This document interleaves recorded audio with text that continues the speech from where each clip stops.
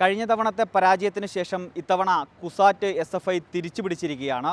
15-ൽ 13 സീറ്റുകളും നേടിയാണ് SFI വിജയിച്ചിരിക്കുന്നത്. SFI സംസ്ഥാന സെക്രട്ടറി PS സഞ്ജീവ് നമുക്കൊപ്പം ചേരുന്നു. ഇത്തവണ കുസാറ്റ് തിരിച്ചുപിടിച്ചിരിക്കുകയാണ്. എന്താണ് പറയാനുള്ളത്? അത് വലിയൊരു രാഷ്ട്രീയ മെസ്സേജാണ് ഞങ്ങൾ കൊടുത്തിട്ടുള്ളത്. അപ്പോൾ കേരളത്തിൽ കഴിഞ്ഞ കുറേ ദിവസമായി കേരളത്തിൽ ഇടതുവിരുദ്ധ തരംഗമുണ്ടെന്നും തെറ്റായ നിലയിലുള്ള ഒരു രാഷ്ട്രീയ തരംഗം സംസ്ഥാനത്തെ ഇടതിനെതിരെ ഉണ്ടെന്നുള്ള വാർത്തകൾ ചമക്കാനും പ്രചരിപ്പിക്കാനും വൻതോതിൽ ശ്രമിച്ചുകൊണ്ടിരിക്കുകയാണ്. കനകോലുയുടെ സ്ട്രാറ്റജി ടീം ഒരു ഭാഗത്ത്, മറ്റ് രാഷ്ട്രീയ PR വർക്കുകളുടെ ഭാഗമായി VD സതീശൻ തൊട്ട് സർവ്വ കോൺഗ്രസ് നേതാക്കന്മാരും ഒരു ഭാഗത്ത് നടത്തുന്നു. പക്ഷേ കഴിഞ്ഞ ഒരാഴ്ചക്കുള്ളിൽ നടന്നത് 2 തെരഞ്ഞെടുപ്പാണ്. ഒന്ന് കുഹാസ് സർവകലാശാല, ആരോഗ്യ സർവകലാശാല യൂണിയൻ തെരഞ്ഞെടുപ്പ്, മറ്റൊന്ന് ഇന്ന് നടന്നിട്ടുള്ള കുസാറ്റ്. ഈ 2 ആരോഗ്യ മേഖലയിലെയും ടെക്നിക്കൽ മേഖലയിലും സുപ്രധാനമായ ഈ 2 സർവകലാശാലകളിലും മിന്നും വിജയമാണ് SFI നേടിയത്. അപ്പോൾ എവിടെ നിന്നാണ് ഇത്തരത്തിലുള്ള ഇടതുവിരുദ്ധ വാർത്തകളും ആഖ്യാനങ്ങളും ചമക്കുന്നതെന്ന് മനസ്സിലാവുന്നില്ല. യാഥാർത്ഥ്യം വളരെ വ്യത്യസ്തമാണ്.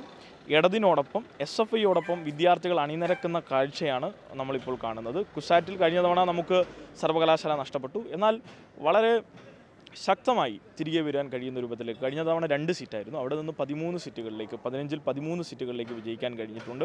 വൻതോതിലുള്ള ഒരു പ്രവർത്തനം നമുക്കവിടെ സംഘടിപ്പിക്കാൻ കഴിഞ്ഞു. വിദ്യാർത്ഥികൾ SFIയുടെ രാഷ്ട്രീയം ഇതിൽ തന്നെ നമുക്കറിയാം. ഇപ്പോൾ KSU കാസർഗോഡ് തൊട്ട് തിരുവനന്തപുരം വരെയൊക്കെ ഒരു പരിപാടി സംഘടിപ്പിക്കുന്നത് കണ്ടു.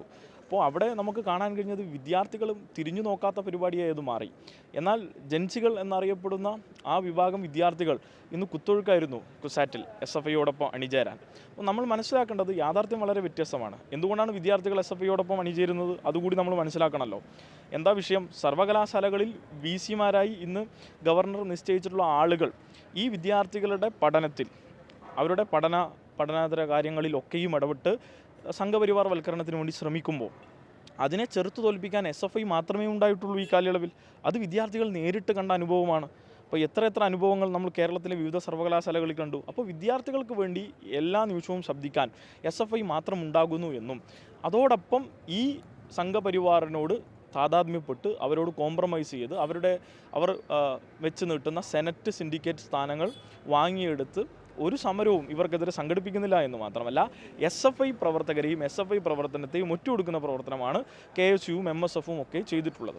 അപ്പോൾ അതിൻ്റെയൊക്കെ ഒരു തിരിച്ചടിയാണ് ഇപ്പോൾ അവർക്ക് ലഭിച്ചുകൊണ്ടിരിക്കുന്നത്. തീർച്ചയായും ഞങ്ങൾ ഇത് കേരളത്തിലെ ഇപ്പോൾ 14 സർവകലാശാലകളിൽ 13 ഇപ്പോൾ SFI നേതൃത്വം കൊടുക്കുന്ന യൂണിയനാണ്.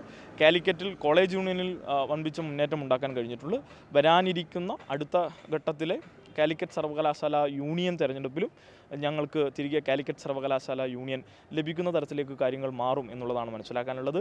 ഈ തെരഞ്ഞെടുപ്പുകളൊക്കെ കണ്ണൂർ തൊട്ട് കേന്ദ്ര സർവകലാശാല തൊട്ട് കേരളം വരെ ഇപ്പോൾ കഴിഞ്ഞിട്ടുള്ള കുസാറ്റ് വരെ ചൂണ്ടിക്കാണിക്കുന്നത് കേരളത്തിൻ്റെ യുവത്വം, കേരളത്തിൻ്റെ വിദ്യാർത്ഥിത്വം ഇടതിനോടൊപ്പമാണ്. അത് വരാനിരിക്കുന്ന തെരഞ്ഞെടുപ്പിൽ ഇടതുപക്ഷത്തിൻ്റെ 3ാം വരവിലേക്കുള്ള ഒരു സാമ്പിളായി മാറുകയാണ്. യുവതലമുറ SFIക്കൊപ്പമാണ് എന്നാണ് SFI സംസ്ഥാന സെക്രട്ടറി പറഞ്ഞു വെക്കുന്നത്. കൊച്ചിയിൽ നിന്നും reporter Ramsha CP, in reporter, Kochi.